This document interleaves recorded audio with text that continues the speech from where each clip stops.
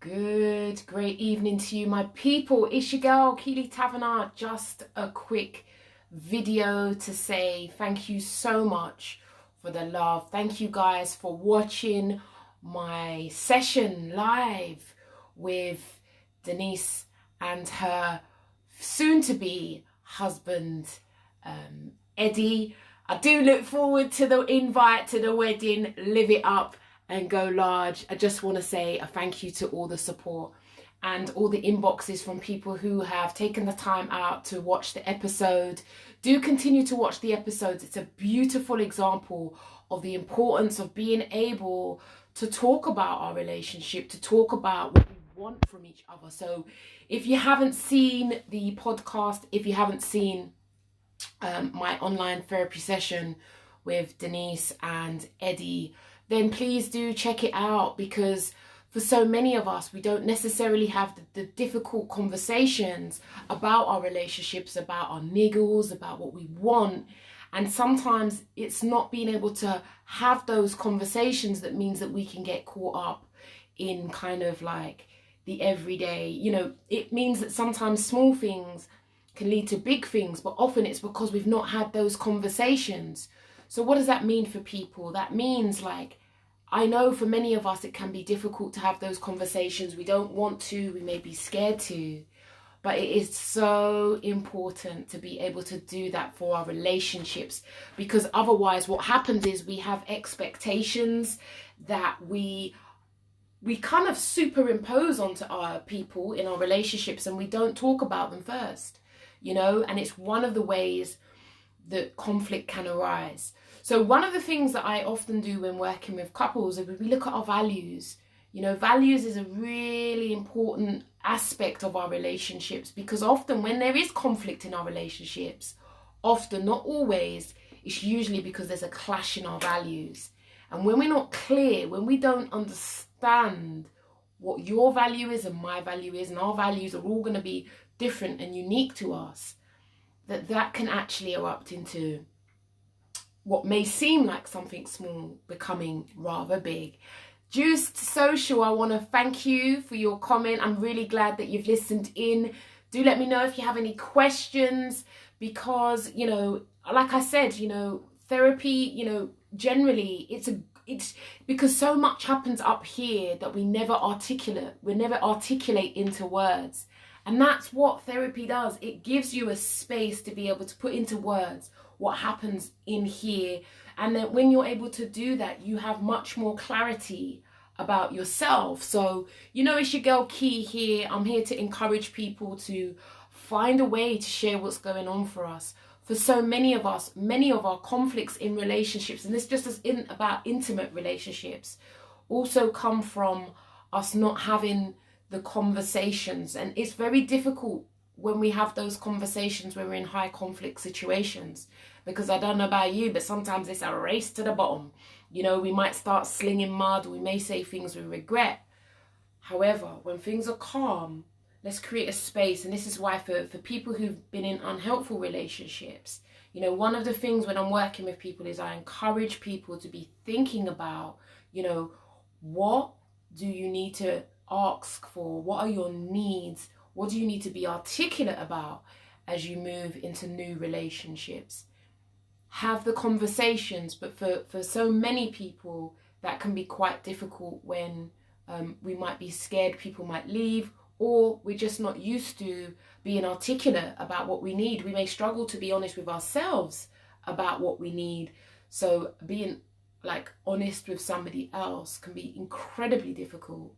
And that's understandable, but that's the benefit of starting small. And starting small, I believe, is a very helpful way to start to change our lives. So this is just a quick live from your gal, Keely Taverner, saying thank you for all the love. Thank you for watching the podcast. If you do have any questions or if you need any help, do reach out to me. You know, you can always inbox me. If you have any questions about relationships, I'm going to be here for the next few minutes. Feel free to ask me. I'm happy to answer questions about relationships, challenges, but fundamentally what I'm really passionate about is helping people to think about, what are your values? you know, because when we don't have the same values, it creates a lot of conflict. So we might think we're arguing about, well, we will be arguing about, somebody needs to give me an example so I can flow from your example. You know, your girl Key does interactive. But often the deeper issues is about our conflicts and a conflict with values. We need to be clear about what our values are. So, for example, if I think about my own experience, I know that when, you know, I guess one of the challenges I've had as a grassroots girl is my class, you know, shifting class. People don't often talk about that as such, but kind of, you know, the challenge is I've got different values than I had when I was in my younger years. I've just got very different values, and I think that creates a lot of clash for myself with people who we just don't have the same values anymore. So looking at your values is incredibly important. So hello, if you have any questions, what do you do when you're suicidal in a relationship? Risha, we've had this conversation a few times. I've encouraged you to reach out to the Samaritans. I think that is something that you need to think about doing, reaching out to the Samaritans, have conversations, begin to talk about what's going on for you. Domestic abuse helpline is also there to help you. They're available 24 hours a day. I hope that's helpful to you. But like I said, I just want to thank people for the love and the encouragement. I've also put the video with myself on the podcast. Before I say I do, I've put that podcast, I put it on my WhatsApp status as well. And I'm just really encouraged by the love that I've got. And, you know, if any of you have been following me for a number of years, you'll know that, you know, it's not been an easy journey for myself. And it's been a sacrifice. It's been a walk of faith. And I'm so glad that I have made that. And I think that's the journey for each of us. Like, what are the things that you love? What do you enjoy? What might you have given up on? Often one of the things that can happen in unhealthy relationships is people can have high expectations of others, but sometimes we've not fulfilled our own ambitions, our own passions, or like I used to, get into a relationship and then I abandon my passions and ambitions because, you know, I was conditioned to be that I have to give my all to someone, and when I give my all, I have to surrender aspects of myself. So what I'm saying to you is that actually that can be quite an unhealthy model for a relationship. Why is that an unhealthy model for a relationship, Key? Because we have super high expectations that somebody else will fulfill us. And when we have super high expectations that someone else will fill us, it's just never great for us. It's never great for our greatness. And it's one of the ways that we can get into conflict. So I guess if I'm talking about values, one of the values that I have in terms of, you know, relationships is that person will also be on their own path to authenticity. They'll be exploring their own passions. And that then when we come together, we are like that super high expectation of someone will fulfill me, someone will make me happy. I won't have that expectation because that's not where I'm coming from, because I have taken the time to fulfill my passions, my wants. So I believe that is a far healthier way. Many of us will go into relationships often wanting somebody to fulfill us. And so we abandon doing the work on ourselves of saying yes or facing our fears, overcoming our fears. And we kind of want somebody else to do that for us. And that's not a healthy model, because people will always disappoint. Sometimes we disappoint ourselves because that's life. You know, sometimes we promise that we'll do X, Y, Z. I know about you, but I promise I'm going to go to the gym. I promise I'm going to work out every day. I've got the outfits. I've got the headband. I've got the shoes. And it doesn't happen. So we let ourselves down. So when we put super high expectation on our partners, it can be something that we have to look out for. We need to pay attention because we want healthy, wholesome love, you know. And so having the difficult conversation, I think, you know, the concept of the program before we say I do is so important. You know, I know that HTB, Holy Trinity Brompton, they do the marriage course. And many times I've had couples phone up and wanting to have sessions with me, and I've encouraged them to think about taking the pre-marriage course. there so that they begin to sort of tease out those conversations about what it is that they want together, you know, as a couple, but also fundamentally what is it that they want for themselves, but also taking time out to look at your values. So it's your girl Keely Taverner. I'm here, just a quick live to say I appreciate the love and I'm very grateful, and every day it is just an absolute honor to keep doing what I love. And that, you know, when I was in the dark and just had this vision and this dream, sometimes I just didn't believe that someone like me could bring that, like me, have my own, like do that. I had low expectations of myself, but what I did is I got around the right people. I asked mentors, and I think before I even got around the right people, what I did was I got away from the wrong people.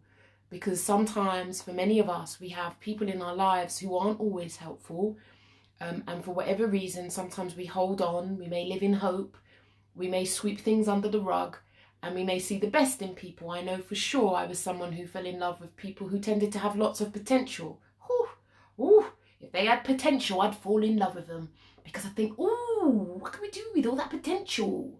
But all the while I was loving men who had lots of potential, what was happening to my potential?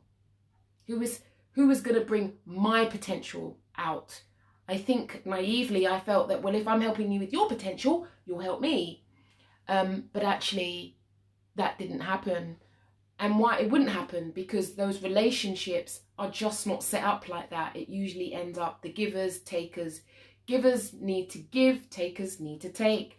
So when I wanted a kind of like, okay, so now can you help me?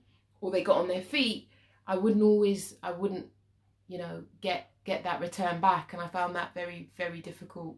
But what I've realized is when I've gone for, you know, people who have lots of potential, what means is you avoid having to look at yourself. And for many of us humans, looking at ourselves is rather tricky. Galalabo, is honor among men a lost trait in relationships? Meaning, does the opposite sex prey on the lack of honor? That's a bit of a complicated one. Is honor among men a lost trait? I don't think it is a lost trait. I think, you know, I don't think it's about man bashing actually. I think the situation is far more complex, and I think it's about our own attachment patterns, you know, the types of people that we're drawn to. I think we need to take responsibility for that. We know that our attachment patterns come from how we were raised in childhood. And so if there were some, you know, if we didn't grow up in a healthy, safe, consistently loving home, then that may mean that we often unconsciously replicate familiar pain.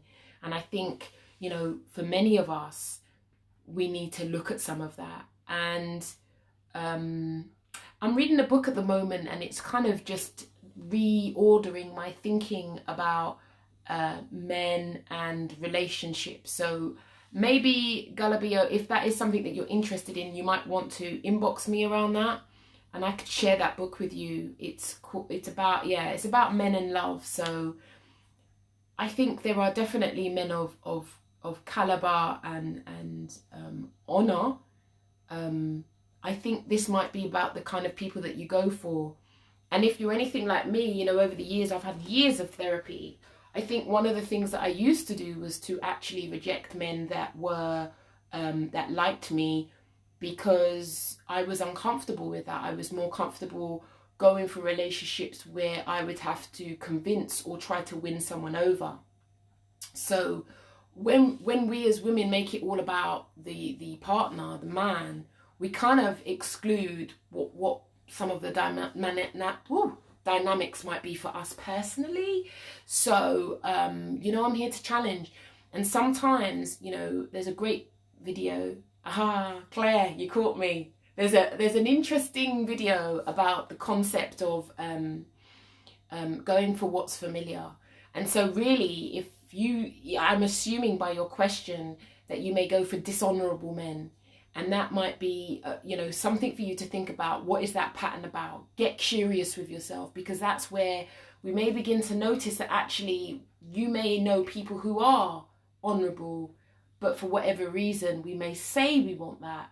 But when those relationships come to us, we may be pushing them away in very unconscious ways. So I hope that's helpful to you. If it is, do let me know. But it's your girl Keely Taverner. I'm here. I'm at the Key for Change Head and Heart and Mind quarters, and I just wanted to share with you my gratitude for all the people that reached out, the people that shared, and the people that have just like congratulated me for like my continuousness, like just sticking at it. And I guess, you know, the thing is, when, for me anyhow, and I don't know if this speaks to everybody else, but when you live a dream, when you take small steps to begin to believe in yourself, and you say, all right, you know, my logic is telling me one thing, but this thing in my heart, I've got this passion to do things differently, or doors become closed to you and you're frustrated. You know, this walk of faith is not for everybody. And I understand, you know, us humans inherently have a desire for certainty, but I can tell you that it's been a blessed walk and a blessed journey, and I'm very grateful for all the people, the opportunities that come my way. You know, the working with Before We Say I Do was just another opportunity that came my way. And my dad always says, you know what, girl, just give it a go. You just always try. And that's such an important life principle, because it means you get out of your comfort zone. We got a question here from Jason Christina's daddy. Do you think a woman can drive a man to cheat? No, I think people make a choice to cheat. I think that's a choice. You know, I think the challenge comes, relationships are challenging. There's no two ways about it. I think if we say, does a woman drive a man to cheat, I would think that would be, you know, someone not taking responsibility for themselves. I think that, again, just like how in the podcast, we're talking about difficult things, it would suggest that potentially, maybe in that relationship, people aren't having a conversation about the tricky, sticky bits in their relationship. So there's a form of avoidance, which then may create an upsurge in desire for somebody different. So we need to pay attention to that. I think that's really important. So I hope that's helpful for you. I don't believe a woman can drive a man to cheat. What I fundamentally believe is that people aren't having difficult conversations. And when we don't have difficult conversations, what we do is we then want to kind of find a nice quick fix solution. And if you find another person who you don't necessarily know, things always look better on the other side of the fence. So it keeps your relationship at a kind of, you know, it just keeps it at a kind of superficial level. You're not doing the depth, you're not doing the talking. And if you're going to blame the woman for cheating, well, that really, Jason Christina Daddy, I think you need to come better than that. Better than that. That is a form of avoidance. That's somewhat manipulative. So no, I don't believe a woman can drive a man to cheat. But if you want to ask a broader question, do let me know. I'm here, Mr. Brando. Oh, how are you? Good to see your name on my phone. I hope you're well. Juiced Social, thank you very much. Again, like I said, I'm very grateful for the love. Like I said to people, you know, opportunity comes in all kind of ways. And for some of us, we think that opportunity should look how we want it to look like. My encouragement to you is to say yes. Take a chance on you. For many of us, we expect our intimate relationships to complete us. And that puts a heavy burden on our relationships. It's not healthy. What I'm encouraging people to do is to have the conversations before. Be clear with somebody. For many of us, we end up in these friends with benefits scenarios. And actually, we didn't want to be in a friends with benefits scenario. What we wanted was commitment. We wanted somebody who we could have a committed relationship. We want to be integrated into their families. We want to maybe celebrate birthdays and, you know, be acknowledged. But what happens is we can end up, because we don't have the difficult conversations, what happens? You end up saying yes, yes, yes. You end up being agreeable. And then we can end up in situations that do not delight our hearts. We end up in scenarios where we feel like this relationship is one-dimensional. If you're tired of being in one-dimensional relationships, my encouragement to you is, you know, are you asking the questions? Are you having the talk with people about what it is that you want for your relationship? If you want commitment and you're not putting that on the table, then if somebody give you crumbs, well, What can you say? The challenge is, if we're desperate, and I can vouch for this, like being single for a number of years, or, you know, meeting somebody you like and you be like, oh my God, I really like this person. Is it the one? Ladies, let's not pretend. A lot of us will be meeting guys and thinking, is he the one? Is he the one? Is he the one? That is often at the forefront of our minds. Yet when you begin to see that this one is treating you like clearly you ain't the one, maybe, no, there's no maybe. If we're desperate, if we're scared of being alone, if we're not sure when somebody else will come along, we may begin to say yes to what we don't want. And I'm just a massive fan, as I just keep living my life and going through that. My duty is to, if I don't want something, if I don't want to be the side chick, if you don't want to be in a friends with benefits scenario, you need to articulate that. You need to say it. And if people abandon you and if people leave you, then that is okay. Because otherwise you end up saying yes to what you don't want. And I think that is a big deal for people. Saying, you know, before you can have what you want, you have to learn to say no to what you don't want.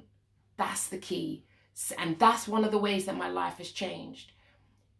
Because I've learned to say no to what I don't want. And what has that resulted in? Sometimes it's resulted in me being by myself. It's resulted in me being alone. It's resulted in me having peace. And I've questioned that. I'm not saying it's an easy process for people. However, what's the opposite? The opposite is to be in something, a situation that can sometimes wear us down, which is not great for our greatness. It's just not great for our greatness. It's your girl Key. I'm here. Just a quick live before I depart the Key for Change head and mind quarters. I just want to say a big, massive thank you to all the people that are reaching out for all the love and encouragement that I've got from doing the podcast before we say I do. It's been an absolute privilege, an absolute honor. And I am very much passionate about helping people to have the difficult conversations, because fundamentally, and I think this is what came out of the podcast, is about being vulnerable. Remember, my people, when we love, we make ourselves vulnerable. That's what love is about. And when we love, there is risk. You cannot love without risk, because there are no guarantees. It's not Argos. It's not 14-day money payback guarantee. There is no guarantee, you know. So that is the beauty of love, I believe, is to risk. You have to risk. And in doing so, there are no guarantees, and that's the beauty of it. It's a mutually beneficial exchange, and at any point, someone can change their mind. And this is what makes love tricky, especially if you're somebody who likes to be in control. If you like to be in control in your relationships, give your girl a heart I like. You know, to love is to risk. And there are no guarantees. And what would you choose to do? I'd choose to love anyway, because it's a profound experience to love. Love is about being vulnerable. And for many of us, we're not comfortable being vulnerable. And I get it. The word vulnerable is the word vulnerable, right? But fundamentally, when you love, you do become vulnerable. But if we are not articulate about those vulnerabilities, we can get stuck at the superficial. You know, we're not really arguing about the microwave and the fact that they didn't put the dish on the cover and they've splattered inside the microwave. It becomes far more difficult. It's far more toxic. It's far more bigger than that. It's our vulnerabilities. And that's one thing that we explore. We just explore looking at our most sensitive, delicate side, because that is who we are. That is the fundamentals. When we love, we become vulnerable to that person. And all we really truly want to know is, will you honor that? Will you honor my vulnerability? Will you have my back through whatever happens in life? So there you go. It's your girl Key, just a quick live talking about the podcast I did recently. And I want to thank people for encouraging me, because a walk of faith is not for everybody. So I do get it. And I do understand why people get stuck. I get it big time. As you know, I've worked in many places, from HMP to Key for Change, and I do lots of contract work now with other organizations. So I get it. You know, it's not an easy walk. I'm not here to judge people, but I am here to challenge you and to get you to think, because this is the most important thing you own. Don't worry about your Louis Vuitton Don bag. Yeah? Don't worry about your Louis bag or your Gucci shoe. The most important thing you own is here in between your earlobes. You're feeling that. Who is feeling that? Amen to that. Amen to that. Thank you, my sister. Big up Lizzo. Who else we got here? So big risk requires big reward. I wouldn't say big risk reaps. Big risk reaps big reward. I don't know if you would say I wouldn't definitely say a big risk means a big reward. Not at all. I say you have to live with uncertainty. And I think that's the challenge for people. You could take a risk, but there's no certainty. You can love. You could give your all, and there's no certainty. And I think that's the challenge. That's the challenge. And I think that's the area that people do want certainty. But I don't think that we can, that there are no guarantees, but we love anyway. We love, but we become mindful. And that's one of the reasons why having those conversations is incredibly important for us. Ishigao, Key, it is now 9:15. It's not 9, is it? It's 10:15. I just want to say thank you for all the love. Thank you for all the encouragement. Please do watch the podcast. I hope it is helpful to other people to get us all thinking about our relationships and what we want from the people that we choose to love, the people that we choose to be vulnerable with. Because, your vulnerability is a gift. And remember, for many of us, especially nowadays where people may not want commitment, we may have been conditioned to think that you can do, you're all right with a one-dimensional relationship. But there are always going to be pinch points. And I'm not saying that relationships are perfect either, but there are always pinch points when you choose to go the one-dimensional route, So encouraging people to have the conversations, have the difficult conversations, get the lump in your throat, be uncomfortable, because fundamentally it will show up anyway. You got to put in the work. Yes, Gullibo, you got to put in the work. You got to be brave. Let's have brave conversations. Even if it trembles or a tear comes to our eye, what worse can happen? What thing can happen? I had therapy this week with my therapist, and I could feel the lump in my throat, and then the tears just rolled, and I could feel myself fighting the tears. And I thought, Key, just surrender to the process. Let it go. You got to let it flow. Tony Braxton sang that, one of my favorite singers. Sometimes you just got to let it flow, and that's the healing. It's the healing comes from the surrender. The healing comes from the letting go. So I hope this is helpful to somebody out there. Please feel free to share. And if you're interested in any working with me, as you know, you can always inbox me, and we do Pain to Purpose this Thursday. There is a spot for you if you're ready to do you. It's your girl, Keely Taverner. I am a psychotherapist here at Key for Change. Do take care of you, because if you don't, no one is coming to save you. You have to learn to save yourself.